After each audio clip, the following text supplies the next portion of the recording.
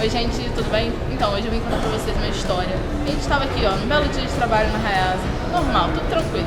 Até que apareceu um Odyssey 2007, um Honda Odyssey 2007, vindo dos Estados Unidos, e percorreu 14 países até chegar aqui no Brasil.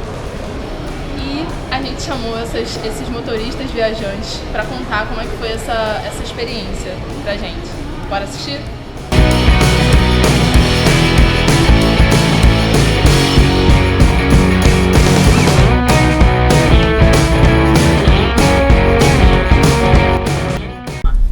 Bom dia, gente! Então, a gente tá com uma novidade aqui no canal da Hayasa.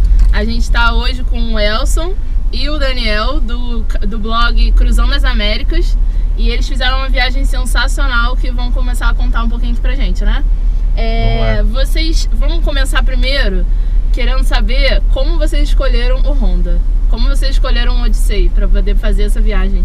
Bom, a ideia primeiro era encontrar um carro que comportasse 6 pessoas mais bagagem. Sim, né? porque não são só eles dois. Tem mais 4. Éramos 6 total, né? Sim. Então a ideia era encontrar um carro que comportasse 6 pessoas. E dos carros que comportassem 6 pessoas, a gente precisava de um carro que a gente confiasse nele. Tinha que ser um carro velho, porque a gente não tinha grana para investir num carro, porque era um carro que quando chegasse aqui no Brasil ia ter que ser descartado, porque um carro usado, o carro não pode rodar aqui no Brasil, o carro usado não pode rodar no Brasil.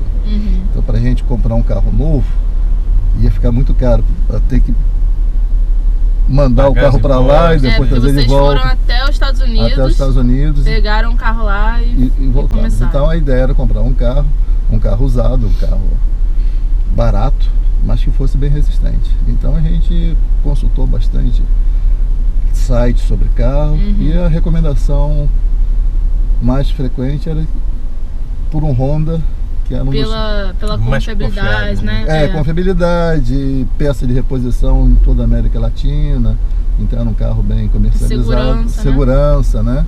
Então essa foi uma opção. Então a gente focou no Honda e a gente achou o Haroldão aqui, em bom estado. O apelido dele é o Haroldão, porque o amigo que ajudou a localizar o carro pra gente lá nos Estados Unidos, que mora lá há muitos anos, é o Haroldo. Então ele, em homenagem ao nosso amigo Haroldo, que foi... Obrigado, a gente procurou Haroldo. Pela internet. Se não fosse ele, não teria viagem, né? Não teria viagem. Não teria viagem. Exatamente. E como foi durante a viagem o desempenho do carro, a quilometragem que ele fazia, a gasolina que ele usava, a quantidade de gasolina, o problema que deu, se teve algum... A gente tinha um critério básico que era colocar a gasolina sempre mais barata. Então a gente sempre usou a gasolina comum e já pegamos um carro com 180 mil milhas rodadas, que dá 300 mil quilômetros. Mais de 300 mil mais de 300, pouco mais de 300 mil quilômetros, o que era pra gente um desafio. E a imaginação, ou na percepção nossa, esse carro talvez não aguentasse subir a Cordilheira dos Andes, por 2 motivos. Porque é uma subida muito íngreme, chegamos a 4.800 metros de altura, e ao mesmo tempo a possibilidade que a mistura de um ar muito rarefeito com a gasolina fizesse que baixa qualidade de vários postinhos de beira de estrada pudesse fazer o carro não aguentar a subida, era o nosso medo. A gente tinha receio de o carro não aguentasse. Foi um dos fatores também que nos levou a comprar o Honda. Mas para surpresa nossa, né, o carro em nenhum momento ele apresentou qualquer tipo de falha. O motor não apresentou nenhum tipo de fadiga, um motor 3.5 litros, 6 cilindros.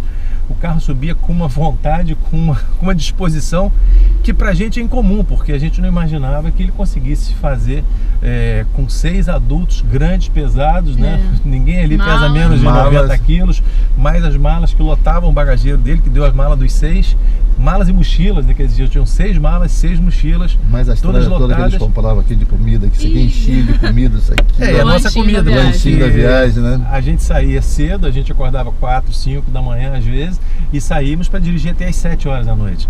Então nesse trajeto, o dia inteiro dentro do carro, passamos o dia inteiro e almoçávamos e comíamos aqui dentro. Era sanduíche para todo lado. Vocês acharam confortável? Tipo, espaçoso? Muito confortável. Muito confortável. Foi surpreendente porque, a princípio, como são 3 fileiras de banco, e o último lugar parece ser o lugar menos confortável, né? Quando a gente percebeu que os bancos se reclinavam, o lugar era agradável, era mais escurecido. Atrás, né? Atrás virou uma espécie de lugar VIP. Porque quando você quer dormir na viagem, acorda muito cedo, você quer descansar, lá é o melhor lugar para descansar. Porque você fica ali mais silencioso, mais quietinho.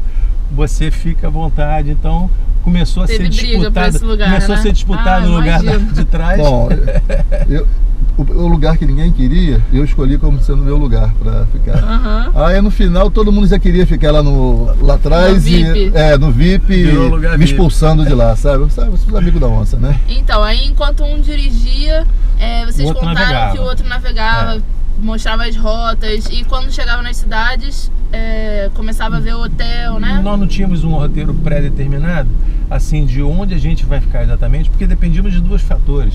Quando a gente passava de um país para outro, tinha alfândega de entrada e alfândega de saída. E nem sempre a entrada das pessoas, a entrada do carro, a saída do carro, isso era muito rápido. Então isso fazia com que a gente perdesse, às vezes, 2 horas, 3 horas numa alfândega. Entendi. E aí a gente ainda tinha que pegar uma estrada que a gente não sabia as condições da estrada, e podia ser que a gente ficasse, ao invés das 2 horas previstas na quilometragem, a gente gastasse 4 ou 5, dependendo da condição. Então as nossas cidades, elas variavam em função do trajeto. E quando a gente já estava chegando assim a 1 hora da cidade mais próxima, que já estava anoitecendo, a gente tinha uma regra de Aí ouro. vocês começavam a ver isso. A regra de ouro era não viajar de noite, né? Não viajar de noite para evitar risco. Então a gente começava a procurar as cidades, a internet facilitou muito, a gente conseguia localizar aí nos aplicativos de hotéis, e a gente começava a localizar. Tínhamos que ter 6 quartos, tínhamos que ter estacionamento para colocar o carro, porque as placas são roubadas. As pessoas gostam muito de placa da Flórida, placa de fora, então as pessoas desmontam e levam a placa. Então a gente tinha que ter um estacionamento fechado para evitar a placa ser roubada, o carro ser roubado, né?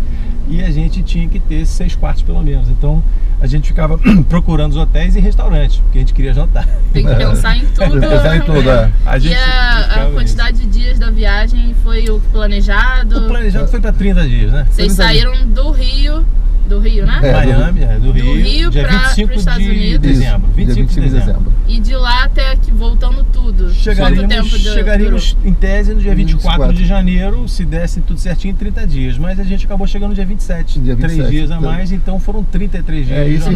Isso em função de um feriado que teve no Panamá, quando a gente tinha que embarcar o carro no navio do Panamá para Colômbia. Então o carro viajou de navio também? Viajou de navio também. Meu porque Deus. não existe um gapzinho de rodovia entre o Panamá e a Colômbia. São 100 e poucos quilômetros que não existe rodovia. Não tem ligação, estrada. Não tem ligação. É uma reserva florestal, é uma reserva e não tem florestal. passagem. É uma floresta, né? Tropical, não tem passagem. Tem passagem por terra, mas sem... Porque isso é uma dúvida, tipo, como trouxeram dos Estados Unidos pra cá na estrada mesmo? Até o Panamá você vem rodando direitinho, com estradas boas, e do Panamá você põe no navio até a Colômbia, até Cartagena, na Colômbia, e de Cartagena para cá a gente vem rodando novamente. Então tem esse gapzinho, porque são 100 e poucos quilômetros que não existe estrada. É uma floresta que, por questões políticas, de falta de interesse, eles não abriram estrada nesse